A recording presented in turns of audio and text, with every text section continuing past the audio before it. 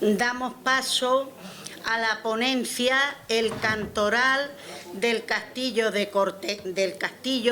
Fortaleza de Cortegana, marco histórico y singularidades materiales y de contenido más remarcables. Bien. Buenas noches a todos, queridos amigos que me acompañan hoy. Noche en que se cumple un sueño, la rigurosa clasificación del antifonario cantoral que Amadeo Romero Tauler donó a la Asociación de Amigos del Castillo de la Villa de Cortegana, ligándolo a un edificio histórico de singular importancia en la arquitectura militar andaluza, no de enormes dimensiones, ciertamente, pero desde luego con su torre de homenaje y su alcázar.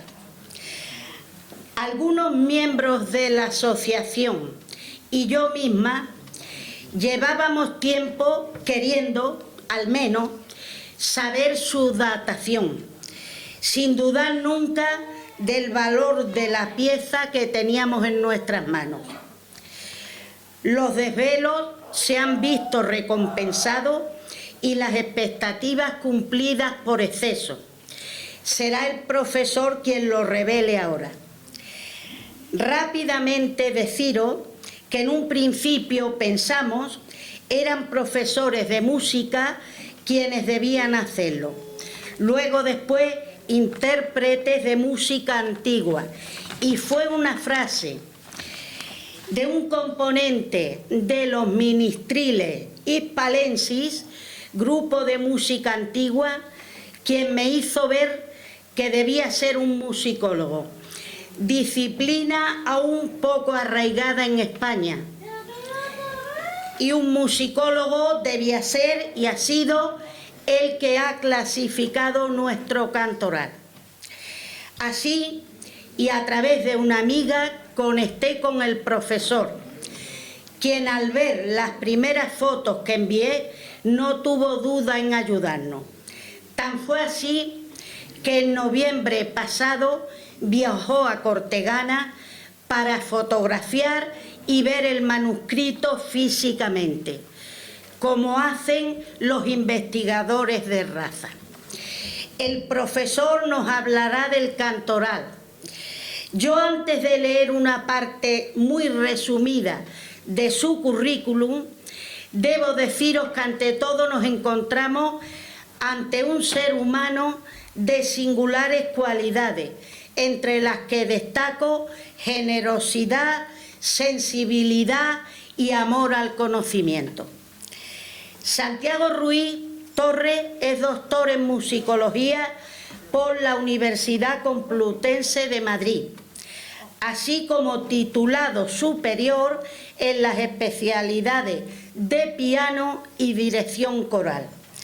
Desde 2011 es profesor de la Universidad de Salamanca, hasta 2018 dentro del área de didáctica de la música y a partir de dicho año en el área de música. Su principal línea de investigación es el canto llano ibérico desde los siglos XII al XIX, nada menos. Temática que ha abordado desde enfoques diversos: catalogación de fuentes, análisis e interpretación del repertorio, teoría y notación musical. En la actualidad es coordinador del proyecto de investigación Spanish Early Music Manuscript Project del Ministerio de Ciencia, Innovación y Universidades. Agradecer profundamente a la asociación la oportunidad de acogernos en sus 31 jornadas culturales. Felicitar por el cincuentenario de su fundación y por haber llegado hasta aquí, como el vídeo de una manera magistral nos ha mostrado. Personalmente quiero destacar la ayuda prestada por Sebastián Martín y Ricardo Martín, así como a mi caro amigo Manolo Brito. Por último, de alguna manera expresar que mi satisfacción es enorme esta noche. Nos alumbran dos universitarios de pura cepa. Pues universitarios hay muchos, de pura cepa poquísimos. Amadeo Romero Tauler y Santiago Ruiz.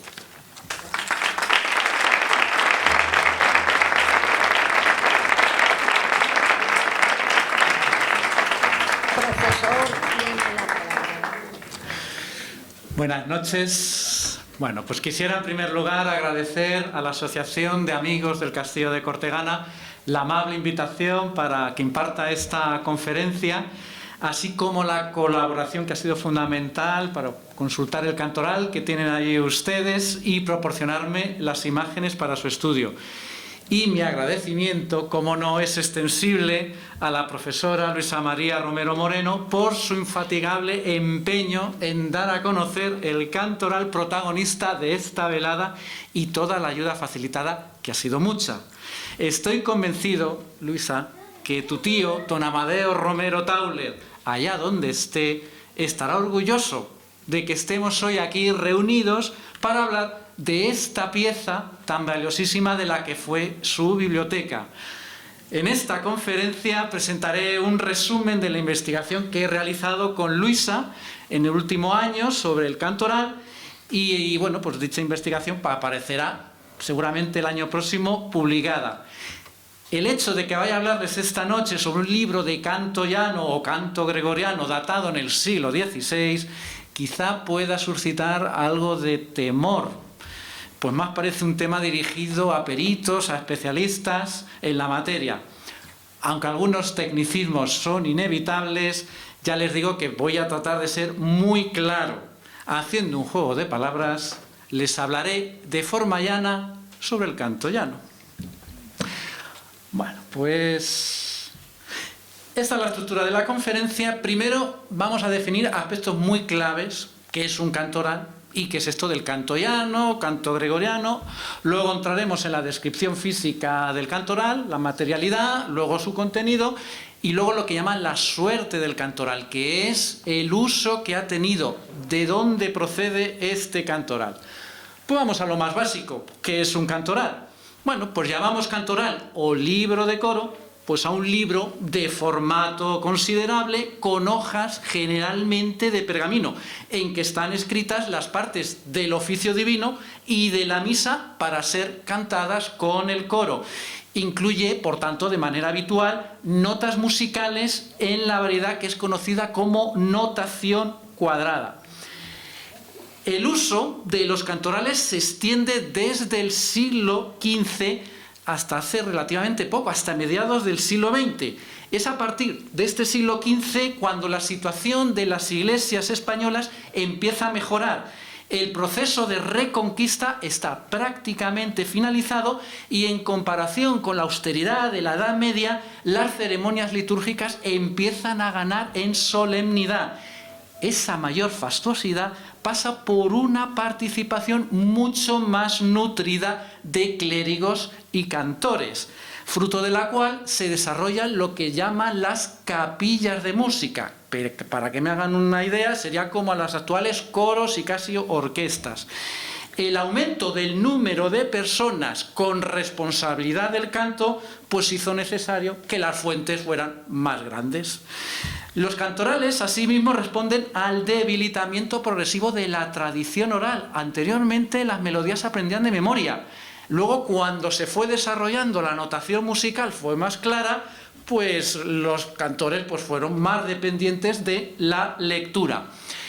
El posterior abandono de los cantorales guarda relación con el proceso restaurador liderado por los monjes benedictinos de San Pedro de Solesmes en Francia a partir de la segunda mitad del siglo XIX. En el ánimo de estos religiosos estaba recuperar el canto gregoriano en su forma más pura, para así superar una etapa caracterizada por la infiltración de elementos dudosos. Los libros de coro empezaron a ser vistos con recelo, pues eran portadores de lo que ellos calificaban un repertorio adulterado o decadente. A finales del siglo XIX, estos monjes de Solesmes empezaron a editar libros de canto litúrgico conforme a la tradición de los códices gregorianos más antiguos de los siglos X al XII. Se trataba de ejemplares de pequeño tamaño, mucho más manejables, con una presentación, unos gráficos mucho más asequibles y, lógicamente, pues empezaron a ganar popularidad.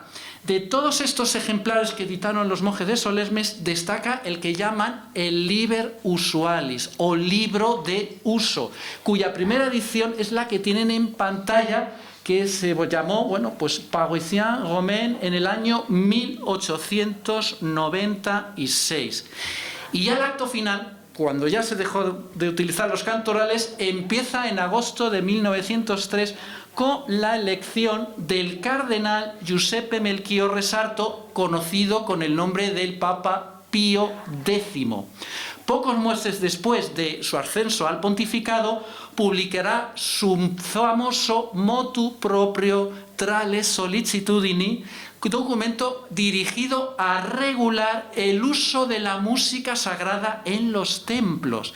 Allí el pontífice se mostró favorable hacia los trabajos de los monjes de San Pedro de Solesmes y en su afán por recuperar las melodías gregorianas según la antigua tradición. Poco después encomendaría a los monjes la publicación de ediciones de canto litúrgico, lo que hoy conocemos como la edición vaticana. Los primeros ejemplares, los más famosos, fueron el libro gradual de 1908, que contiene los cantos de la misa, y el antifonario de 1912, que es los cantos para el oficio divino. Ustedes quizás se puedan preguntar por qué estos libros de coro cantorales no se imprimen. En su inmensa mayoría, son manuscritos, por varias razones. La primera, por una adhesión a una tradición estética artesanal que se remonta ya desde la Edad Media. Luego también su tamaño. Ustedes piensen que como tamaño medio normal, estos libros pueden llegar a medir 70 centímetros de alto. La imprenta, hasta el siglo XIX, no desarrolló medios para poder imprimir libros tan grandes. Y luego también tiene que considerar que la impresión solo era rentable con tiradas amplias. Y estos libros cantorales pues se destinaban para iglesias y monasterios particulares. Y luego también tiene que considerar que los libros de coro también a su manera contribuyeron a solemnizar la liturgia. Les hablaba que este afán por solemnizar fue muy importante. Pues estos libros, con su imponente tamaño, muchas veces decorado con bellas iniciales, pues también de alguna manera pues llamaban la atención al pueblo. Con todo, pues a partir de finales del siglo XV también se imprimieron algunos ejemplares. Por ejemplo, este ejemplar, que es de un libro antifonario de Granada, editado en 1508. Lógicamente es un tamaño más moderado, incluso más pequeño que el que tienen ustedes allí. En la Granada recién conquistada, pues fue urgente proveer de libros litúrgicos, fundamentalmente porque había muchas iglesias que eran de nueva creación. Su primer arzobispo, Fray Hernando de Talavera, que fue confesor de la reina Isabel la Católica, fue además el que impuso en Sevilla el establecimiento de un primer taller tipográfico especializado en notación musical, en editar libros de música. Pues gracias al empeño de Fray Hernando de Talavera tenemos el primer libro cantoral impreso, que fue un antifonario para uso de la Orden Jerónima, a la que él pertenecía. ¿Por qué es importante estudiar estos tipos de libros? La mayoría de los libros de coro cantorales carecen a día de hoy de estudio. Ello condiciona que sus características materiales, de contenido, el proceso de elaboración y su posterior uso sean desconocidos. La iluminación, es decir, la decoración, es el ámbito que generalmente atrae más atención. Pero claro, esto se dirige a los ejemplares que tienen mayor lujo. Veías los libros de catedrales, pero otros libros más, bueno, de instituciones más menores que no tienen esas bellas ilustraciones, pues no llaman tanto la atención. Luego también tienen que tener en cuenta que el estudio de los cantorales permite conocer la sensibilidad religiosa del periodo, cómo rezaba el clero. El canto sacro fue una de las principales obligaciones del eclesiástico, un contacto que en muchas ocasiones iniciaban siendo niños como mozos de coro. Los cantorales constituyeron testigos excepcionales de la fe y de la vida de oración en el clero, del clero. Luego también el estudio de los cantorales permite conocer la propia música gregoriana, un corpus en el que confluyen repertorios de distintas épocas con desigual difusión. Tenemos repertorios locales, tenemos repertorios regionales y, lógicamente, también universales dentro de la Iglesia Católica. El acento generalmente se ha puesto en el estudio del corpus gregoriano más antiguo, desde los siglos VIII-IX hasta el siglo X. Pero la composición de música gregoriana fue prácticamente hasta casi antes de ayer, hasta el siglo XX. Pero ¿qué pasa? Que los repertorios compuestos más adelante del siglo XII, pues generalmente han llamado muy poco la atención. Y además, aquí en la península ibérica debemos considerar que muchos estudiosos, musicólogos, liturgistas, pues han estudiado la liturgia hispánica, el canto hispánico. Como tal, esta liturgia hispánica, bueno, pues fue una liturgia cristiana desarrollada aquí en la península ibérica desde el siglo III hasta su posterior sustitución por el rito romano franco y canto gregoriano a finales del siglo XI. Se le llama, y ustedes, ay, pero esto no se le llama canto mozárabe. No. Es distinto. Lo que ustedes conocen como canto rito mozárabe es el rito y el canto que se desarrolló en Toledo una vez ya entrado el rito romano, que hay unas comunidades mozárabes que siguen manteniendo el antiguo culto, pero de una manera distinta. Aquí tiene el testimonio más famoso de canto hispánico, que es el Antifonario de León, de mediados del siglo X, y viene con notación musical, una notación musical que describe los contornos, si la melodía sube, si la melodía baja, pero no nos dice las notas. Esto no dice si es un do, re, mi, es una notación lo que llaman adiastemática. Esto, desgraciadamente, no lo podemos recuperar, no se puede cantar. Bueno, siguiendo, y tenemos un aspecto que yo creo que es clave, porque ustedes seguramente están más acostumbrados a, bueno, a denominar este repertorio canto gregoriano, pero también se denomina canto llano. Vamos a ver. Actualmente, sobre todo el repertorio, se le llama canto gregoriano, locución que remite a la figura del Papa Gregorio Magno, que fue un pontífice entre finales del siglo VI, principios del VII. Es que según la tradición altomedieval se le señala como que fue su compositor y codificador. No es cierto. El canto gregoriano como tal es del siglo VIII, IX, en el contexto del Imperio Carolingio. Pero esta denominación de canto gregoriano fue la que patrocinaron los monjes de Solesmes, de los que les he hablado antes, y fue la que está más en uso ahora dentro de España. En el siglo XVI, cuando se copia el protagonista de esta noche, nuestro cantoral de Cortegana, lo normal es que este repertorio se denomine canto llano, del latín cantus planus, un apelativo surgido en el siglo XIII con la finalidad de delimitar toda aquella música que, en contraste con la polifonía, no se sometía a las leyes de la mensuración, no se medía. Todos los valores, más o menos, tienen la misma duración. Y esto nos lo dice ya la definición más famosa que transmiten los tratados de canto llano, pues es la de San Bernardo, que dice que, bueno, el canto llano es una simple prolación, sucesión de notas que no se pueden aumentar ni disminuir. No es como la polifonía, que hay notas más largas, notas más cortas. También tienen que considerar ustedes que este vocablo de canto llano alude también a la mayor sencillez que tenía este repertorio frente a la polifonía. El primer contacto del eclesiástico, de los mozos de coro, era con el canto llano. Luego ya, conforme iban aprendiendo, pues ya aprendían la polifonía, el canto polifónico, incluso aprendían a componer. También importante, tienen ustedes en pantalla las distintas tipologías de libros litúrgicos. Como ha referido antes mi compañera Luisa, nuestra protagonista de hoy, el cantoral es un antifonario. El antifonario contiene los cantos del oficio divino. Es un libro de naturaleza musical. Se complementa para la misa con el llamado gradual.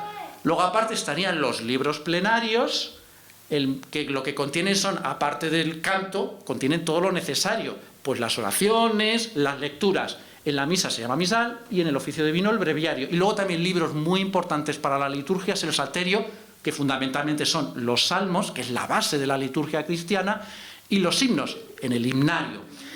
¿Qué nos vamos a encontrar en el antifonario de cantos? Pues fundamentalmente 3 géneros que son los que tienen en pantalla. Antífonas, responsorios e himnos. Todos ellos están en el cantoral. Pero fundamentalmente lo que nos vamos a encontrar en el cantoral son, por un lado, las antífonas, que son piezas breves, generalmente sencillas, silábicas, y normalmente están asociadas a la recitación de un salmo. Canta el coro esta antífona, recitan el salmo y vuelven a repetir la antífona. Y luego también tenemos los responsorios, marcados, como ven, con una R. El responsorio, en comparación con la antífona, es un canto mucho más elaborado, más complejo. Aquí ya intervienen cantores solistas. Tienen un procedimiento del canto gregoriano que es lo que llaman el melisma. ¿Qué es un melisma? Pues una vocalización. Con una sola sílaba se cantan muchas notas. Aquí tienen la palabra meo, pues tienen un montón de notas para la sílaba me.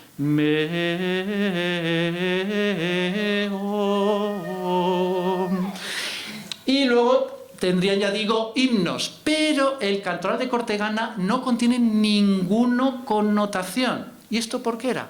Porque normalmente las melodías de los himnos eran muy pocas y se sabían de memoria. El himno tiene la singularidad, es que generalmente son textos en verso.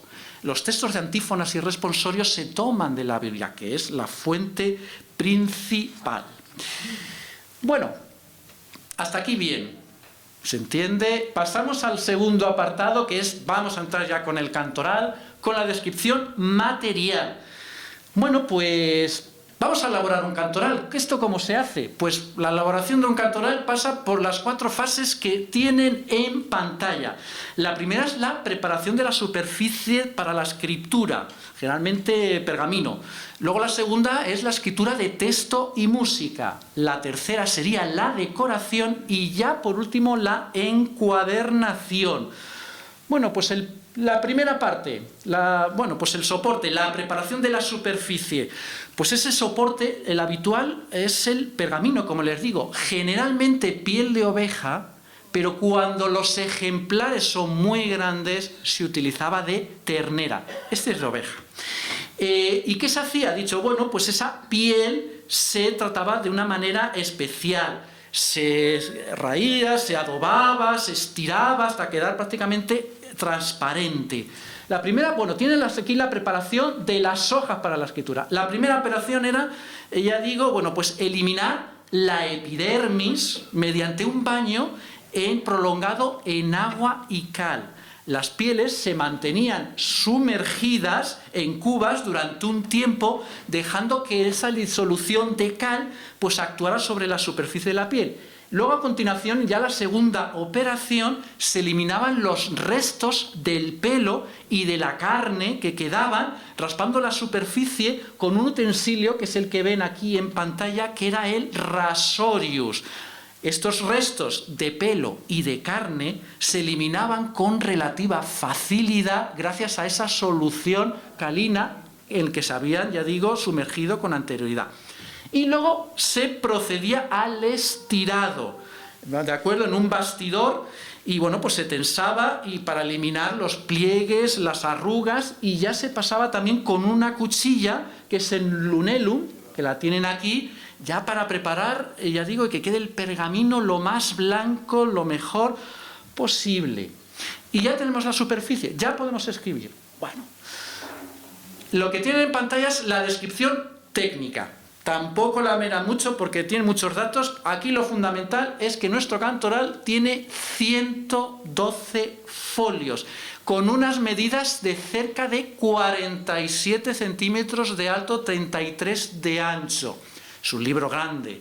Ese tamaño nos permite calificarlo como libro de coro cantoral, pero no es demasiado grande en comparación con los libros de grandes monasterios y catedrales que, como les decía con anterioridad, pueden tener una altura de 70 centímetros o más. Los del Escorial, por ejemplo, que son famosos, miden más de 1 metro de alto. Este es moderado y hace pensar que es para una iglesia, bueno, pues de tamaño medio, como podría ser la de Cortegana, pero bueno, no quiero adelantar, no quiero hacer un spoiler. Bueno, siguiente operación sería la escritura. Pues lo que utilizan estos libros cantorales es lo que llaman la escritura gótica textual libraria. Es un tipo de letra que se desarrolla en el siglo XIII, pero ya en el XVI, que es cuando data este cantoral, ya los perfiles son bastante redondos.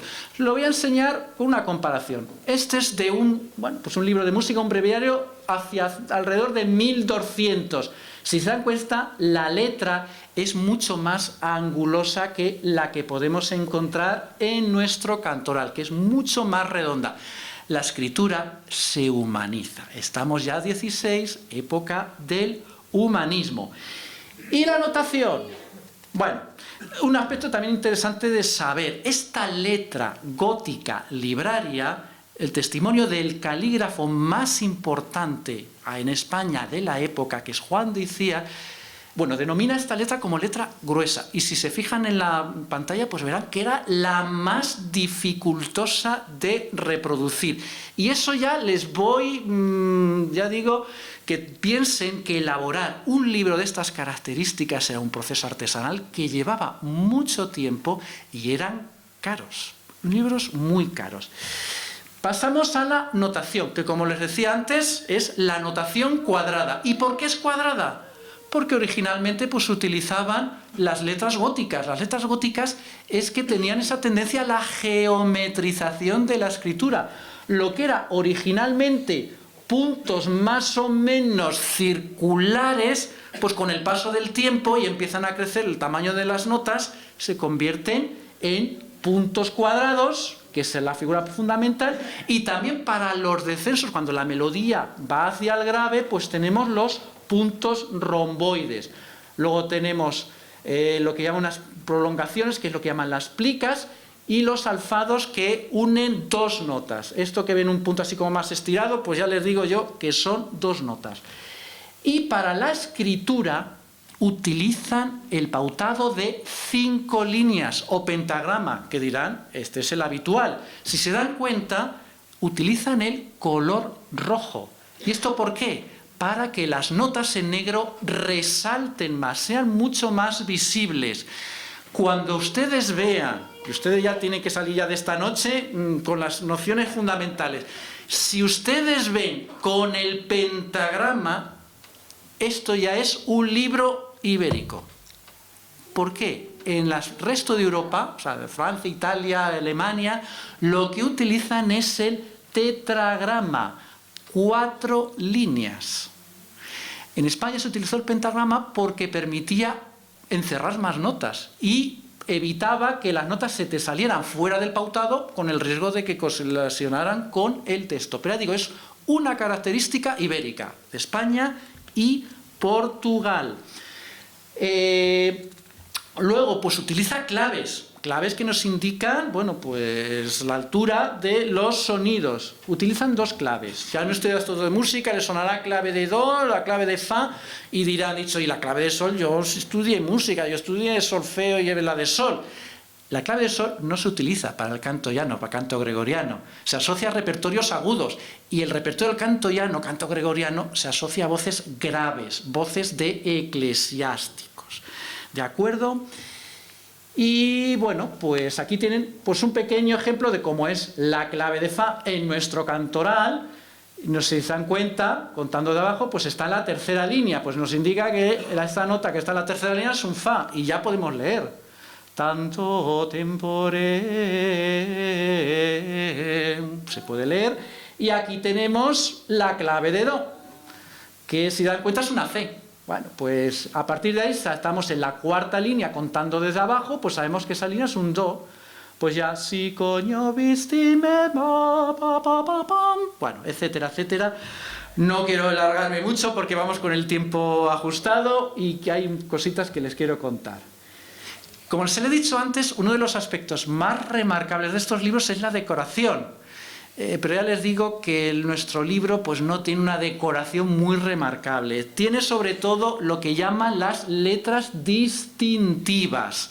O sea, los inicios de los cantos pues se señalan con una letra un poco más decorada. Por un lado tenemos las letras de inicial de taracea, que es la de mayor lujo. Si se dan cuenta, son letras cuadrangulares, tienen un marco cuadrangular, pero las de taracea, por un lado, tienen lo que llaman la filigrana, esos hilillos arabescos que se entrecruzan, y el cuerpo de la letra se pinta a varios colores, al menos dos. ¿Vale? ¿De acuerdo? Aquí tienen rojo y azul. Luego la filigrana simple, que el cuerpo es de un solo color, pero también tiene esos, ya digo, esos hilillos y con formas generalmente geométricas. Y luego, por último, para los cantos menos importantes, tienen las letras que llaman caligráficas o letras quebradas, por sus formas en zigzag. ¿De acuerdo? Ya digo, para las secciones menos importantes. Pues ya lo tenemos escrito, tenemos la música, el texto, las iniciales, y ya lo que nos falta es la encuadernación, que es fundamental, porque hay que proteger estos libros. Bueno, pues nuestro cantoral se halla encuadernado con tapas de madera forradas de terciopelo rojo, contando como única protección con estos pequeños clavos, que es lo que llaman bullones, ¿de acuerdo? Que sirven, ya digo, de protección. Pero esto no es lo normal en un libro cantoral. Esta encuadernación, un terciopelo, no aguanta el ajetreo que tenían estos libros. Ustedes piensen que estos libros se almacenaban en algún armario que tendría la iglesia y los llevaban al atril grande, lo que llaman el facistol. Y ya les digo, estos libros pesan y son complejos de manipular. No es lo normal. Esta encuadernación que tiene el cantoral de Cartagena tuvo que ser tardía. No sé si Amadeo pudo tener algún interés, pero ya digo, ¿qué es lo normal que nos podemos encontrar? Estos son libros cantorales de Segovia. Estos son libros cantorales de Segovia, que están encuadernados en piel y tienen estas protecciones metálicas, lo que llaman cantoneras, que protegen los cantos, y también estos bullones. Si se dan cuenta, pues la encuadernación pues está más desgastada, con rasguños. Y luego aquí, por ejemplo, tienen ejemplos de cantorales de la Catedral de Toledo, para que vean la realidad muchas veces, el estado de muchas veces de descuido, de mucho uso que han tenido estos libros. Pues la encuadernación es lo que más sufre. Y aquí, si se dan cuenta, pues el lomo está desprendido completamente. Nuestro interior del cantoral pues manifiesta también que bueno, pues ha tenido pues uso y no del todo un buen mantenimiento. Es importante, ya digo, que esta falta de cuidado en su manipulación, unido a factores medioambientales desfavorables, por ejemplo, una temperatura inadecuada, la humedad, que es un gran peligro, la contaminación, mucha luz, y luego también el ataque de microorganismos. Ustedes no saben, arañas, ratones, lo que me he encontrado yo en libros de estos cuando los... Bueno, este se ha portado bastante bien, ya, pero bueno. Pues han dejado huella en forma de bueno, pues rasgueos, hojas arrancadas, deformación de la superficie, decoloración, o sea, la tinta está desvaída, manchas. Como es habitual, los desperfectos son mucho más ostensibles en los primeros y últimos folios, los que quedan más cerca de la encuadernación. Esos son los que más. Y luego también las esquinas inferiores. Y se preguntarán por qué. Porque era por donde se pasaba el libro. Al pasar el libro, esa manipulación, pues hay el desgaste. El examen del interior del cantoral muestra asimismo que su utilización, este libro, tuvo una utilización prolongada, incorporando leves cambios según cambia el rito. Esto, ya les digo, originalmente, ahora lo veremos con la datación, data de principios del siglo XVI. Pero a partir de 1568 y 1570 se editan lo que llaman el rezo reformado de Trento. Cambia el rito y hay que cambiar los libros, hay que ajustarlos. Bueno, pues el libro ajusta. ¿Cómo? Pues a veces lo que hace es raspar. Estos cantos ya no nos sirve, pues borramos y reescribimos. Aquí tienen un ejemplo. O aquí tenemos otro ejemplo, que directamente hay, pues el texto pues ya no nos sirve, ese texto, esa música ya no, pero bueno, pues añadimos un texto nuevo, que es ya acorde al rito de Trento, y ya pues podemos cantarlo con la melodía, que ya digo que no había ningún tipo de problema. Bueno, pues seguimos. Tercera parte, análisis de contenido. Bueno, pues en su estado actual, el cantoral de Cortegana recoge las celebraciones litúrgicas que van desde la fiesta del Nombre de Jesús, que se celebraba el 15 de enero, hasta San Lorenzo, el 10 de agosto. El ejemplar, no obstante, se halla mútilo, tanto al inicio como a su final. Y además es que ha perdido 16 folios intermedios. En origen seguramente contendría alrededor de 200 folios, para que se hagan una idea de lo que ha podido perder. O sea, y cubría todo el rezo del santoral. Es un antifonario santoral, con el culto de los santos. En total recoge 35 celebraciones, que son las que ustedes tienen en pantalla, que podemos dividir en 3 clases: universales antiguas, o sea, extensión universal ya desde muy temprano. Universales tardías, que son fiestas incorporadas a partir del siglo XIV y de implantación ibérica. Y este grupo de fiestas de implantación ibérica, que ahí ven San Isidoro y el Triunfo de la Cruz, son claves para asociar este cantoral a la diócesis de Sevilla, sobre todo por la inclusión de la festividad de su santo patrón, San Isidoro. Para su celebración, el cantoral pues recoge parte de un oficio hasta la fecha desconocido. Ya les dije que el canto gregoriano solo se compuso en la Alta Edad Media, se componía en todas las épocas. Y la Iglesia de Sevilla pues tuvo una necesidad y queremos solemnizar el culto de nuestro santo patrón. Pues añadimos, componemos textos y componemos música. Y es ahora mismo, de este oficio que todavía está sin estudiar, la fuente más completa es con la música, es este antifonario. Si van a la Catedral de Sevilla, los cantorales que hay son después de Trento. Y ya para la fiesta de San Isidoro ya es otro repertorio, es acorde a Trento. El repertorio que contiene nuestro cantoral es el anterior a Trento, es el que responde a ese uso previo, pretridentino. Y luego también importante, de los contenidos así más remarcables, es un oficio de Santiago Apóstol, que nuestro cantoral pues recoge estos 8 cantos que ven en pantalla. Lo interesante de este oficio es que se remonta al siglo, muy principios del siglo XII, poco después de introducir el rito romano-franco, que ya les dije antes que venía acompañado con el canto gregoriano. Bueno, pues este oficio que contiene el cantoral de Cortegana es más antiguo que el que se encuentra en el famoso Códice Calixtino de la Catedral de Santiago de Compostela, mediados del siglo XII.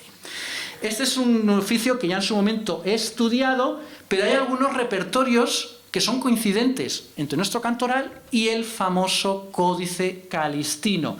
Aquí tenemos un responsorio que hay una coincidencia de texto y aquí una serie de antífonas que coincide tanto el texto como la música. Si ustedes cogen el Calistino y comparan con nuestro antifonario, nuestro cantoral, es lo mismo, con pequeñas variantes.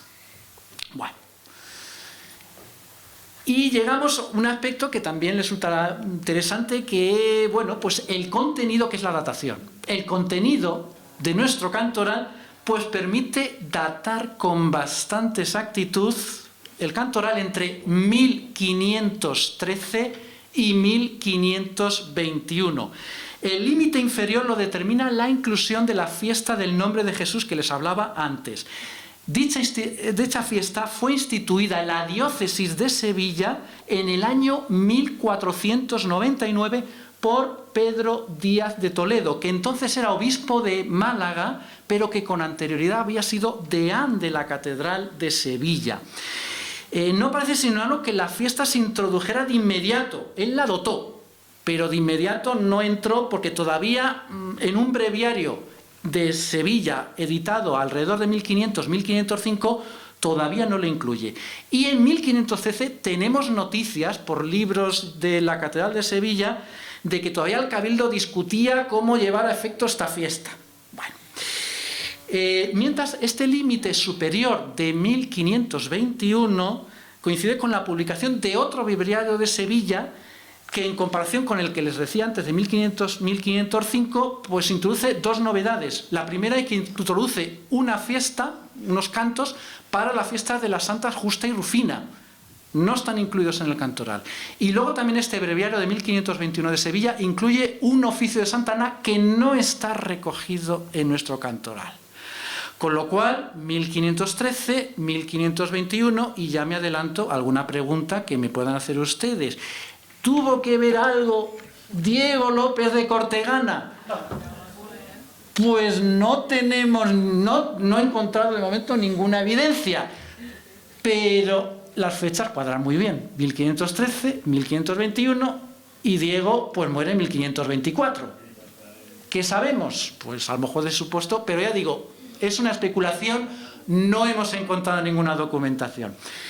Y ya, para terminar, pues la suerte. ¿Cuál es la procedencia? Bueno, pues lo que tenemos claro es que el cantoral formó parte de la biblioteca particular del miembro de la Academia Sevillana de Buenas Letras y director del Instituto de Secundaria de Enseñanza de Cortegana, don Amadeo Romero Tauler. Poco antes de fallecer, sobre 1980, sería cuando lo donó a la asociación, junto con otros objetos artísticos que ustedes guardan aquí, terrenos que ustedes saben, pero se desconoce a fecha de hoy, a lo mejor alguno lo sabe, en qué circunstancias Romero Tauler se hizo con el cantoral. La principal hipótesis que barajamos es que el cantoral en origen perteneciera a la parroquia del Divino Salvador de Cortegana, por ser la institución religiosa más importante de la ciudad. Ustedes piensen que estos libros son grandes, no tienen patas, no se mueven fácilmente. Pero hay que considerar algunos factores. Bueno, pues hay algunos obstáculos. Primero, el cantoral no arroja ninguna pista de que sea de la iglesia del Divino, de Salvador de Cortegana. Segundo, la parroquia del Divino Salvador no conserva libros de cuentas de los años en que se debió copiar el cantoral. Recordemos, 1513-1521. Los libros de cuenta empiezan a partir del siglo XVII y eso ya está, ya digo, bastante bien documentado. Y luego, pues hay que considerar que, bueno, los sucesos derivados de la guerra civil motivarían que en 1936 la Iglesia pues sufriera importantes daños. Argumentos a favor de la procedencia de la parroquia del Divino Salvador de Cortegana. Bueno, pues uno, el templo sabemos que contaba con coro y órgano, al menos a partir del siglo XVII, que ya digo, tenemos los testimonios de los libros de cuentas. Los segundos, sabemos también que la iglesia contaba con sochantre, y dirán, ¿y este sochantre quién es? Era el encargado, el director del canto llano, del canto gregoriano, y luego había también capellanes y había monaguillos. A su responsabilidad estaría el canto litúrgico. Luego también ustedes saben que la parroquia del Divino Salvador alberga un tesoro muy destacado de piezas de oro y plata y oro. Pues esto también denota, de hecho, pues una riqueza. Y la pista más decisiva son un par de inventarios datados de mediados de la segunda mitad del siglo XIX, inventarios de la Iglesia, en que dan testimonio de que había 5 libros. 2, ya digo, aquí tienen, bueno, pues aquí tienen un primer inventario que nos habla que hay 5 libros de coro, 2 de ellos útiles, y el otro inventario nos dice que hay 5 libros de folio, o sea, pergamino, con notas en pergamino. Bueno, pues a lo mejor uno de estos 5 libros de coro que se conservaban en la segunda mitad del siglo XIX, pues uno de ellos es nuestro antifonario. Hipotéticamente, y cuadra muy bien para una iglesia de tamaño medio, sería pues un antifonario santoral para el culto de los santos, que es nuestro cantoral, un antifonario para el propio del tiempo. El propio del tiempo es el ciclo de las festividades según la vida de Cristo, pues su nacimiento, la pasión, la resurrección, la Pascua, y luego también un libro que sería el Salterio, con los salmos, que son fundamentales. Y luego también 2 graduales para la misa. Si recuerdan antes, eran los libros para, ya digo, para el canto de la misa. Ya digo, es una hipótesis, pero cuadra bien. Y ya para terminar esta investigación, principales conclusiones, pues hemos sacado fundamentalmente 2 certezas. La primera ratifica el interés que rodea el estudio de los libros de coro, en particular de aquellos volúmenes que testimonian un uso litúrgico anterior a Trento. ¿Y por qué anterior de Trento tiene más interés? Porque el rito responde a particularidades locales. El rito es local, después de Trento es universal. Ya Roma manda. Pero antes, cada iglesia, cada arzobispado tenía sus particularidades. Y luego, pues la segunda certeza avala el interés que encierra el estudio de estas fuentes asociadas a instituciones que, vamos a decir, marginales, menores, porque nos podemos hallar, ya digo, sorpresas como este antifonario, que ya digo, es un hallazgo importantísimo. Y ya, pues, mi deseo pues, sería pues, que sigan impulsándose iniciativas que promuevan el estudio y catalogación de estos libros. Aunque cada vez hay más interés, todavía siguen siendo numerosas las colecciones pendientes de estudios, especialmente de instituciones eclesiásticas más menores. Las catedrales, grandes monasterios, sus colecciones están más estudiadas, pero ojo, no todas. El reto pendiente pasa por impulsar proyectos destinados a su estudio, su catalogación, pero también que se complementen con el estudio de fuentes documentales que nos digan cuándo se escribió, quiénes fueron sus artífices, quiénes fueron sus poseedores. Y eso, ya digo, pues es fundamental. Y ya por mi parte, pues nada más. Muchísimas gracias. Espero que no les haya cansado. Y estoy atento a cualquier tipo de duda, curiosidad, sin miedo que puedan tener. Muchas gracias.